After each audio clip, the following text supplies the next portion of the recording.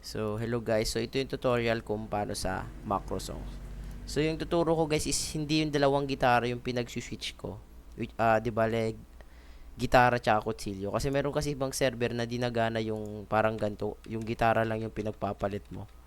Yan o, gitara, gitara. Yan lang pinagpapalit ko dyan. So, ituturo ko guys is yung kutsilyo. Yan. So, ganito siya guys. Yung gitara ko is number 1, then kutsilyo ko is number 2. Yung Bragi ko, tsaka Apple, tsaka songs ko is 3, 4, 5. So, nakadepende din to dun sa sarili nyong BM, boss. So, ang ibig sabihin nito, boss, is ito yung pagkakasunod-sunod niya. Pagkakasunod niya. Yung sa D3 dito, D1, D4. So, ang trigger key, guys, boss, is itong key dito. So, let's say, yung trigger key ko dito is yung gitara. Kasi, yung last kasi na ano nito, yung last ko na ano is naka-knife. Minsan, grim to eh. Siyempre, pag pinindot ko na yung 1, automatic magiging gitara siya. So, yung pagkakasunod nito, boss, is D1, which is yung gitara. Then, susunod, pag pinindot ko to, is D3, si number 3 na. So, yan na. So, para makancel ko siya, pipindot ko is dito, which is yung kutsilyo ko dito. So, matatanggal, magiging kutsilyo ulit. So, para makasongs ulit ako, syempre, pipindutin ko ulit yung D1. Kaya ito siya, sumunod. Then, pipindutin naman niya ulit is yung songs. Okay, then para matanggal ulit, boss, pipindutin ko ulit is si dito. Then para makasongs ulit, D1. Then pipindutin niya is yung D5. Yan. Then babalik to original form na kutsilyo. So ganun yung pagkakasunod-sunod nito, boss. So pag-check natin, pipindutin ko lang is number 1 lang. Okay. Kita nyo sinongs niya lahat, boss. Pwede nyo i-check dito mismo, isa pa. Check nyo dyan sa weapon ko. Yan. Ganun lang guys. Then, if want nyo naman, yung sinasabi kong puro gitara lang yung gagamitin, papalitan natin dito. Siyempre, magiging reset natin. Reset, off ko muna. Reset. Bale, tanggalin ko to.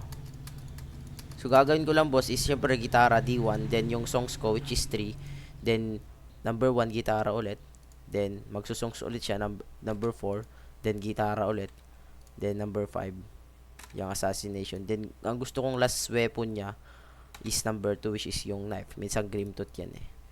So, parang ganito siya, boss. Ganyan lang. Check nyo is gitara lang lahat. Dalawang gitara gamit ko dyan, ah. Yan, oh. Tanggalin natin. Yan. Yan, dalawang gitara gamit ko. So, ganito siya pag pinindot natin. Number 1 lang. Okay. Ikita nyo, guys. Yung gitara lang yung gumagalaw. Then, last na item is yung knife. Oh. Ganun siya, guys. Then, automatic na din kasi nilagay natin dito is dito. Basta may knife kayo, automatic niyang gagawin yan. So, yun lang, guys. Then, susunod naman is dun sa macro chain. So, popost ko tong video, guys. So, hello, guys. So, nandito naman tayo sa macro chain. So, pupunta natin is sa macro switch. Dito tayo sa macro switch. So, gusto kong i-macro chain is tong F1 tsaka true sight. So, dito, boss, lalagyan nyo tong key dito is ito yung pinakauna. F1. Then, yung susunod, F2. Then, paano naman para matanggal yung syempre, wala tayong nakikitang click dito, boss. Syempre, gusto natin may click. Pupunta tayo dito sa skill spammer. So, yung F1 ko, boss, nilagyan ko ng check, which is, puta, nabubulol ako, which is ito yung with mouse click. Then, yung isa ko naman, nilagyan ko ng no mouse click. Para, spam lang yan. Kita nyo, spam lang yan. Naubos na yung mana, yawa. Pupus ko saglit, kuha ko ng berry. Sorry guys, meron palang healer dito. So, ito guys, so meron ng F2 dyan. Lalagyan ko lang block check para with no mouse click. Nabalik tayo doon. Then, ito yung macro chain ko, dalawa. Pwede kahit ilan dito, boss. Yan. Example, F1, F2. On off natin. So, ganyan siya. Kita nyo.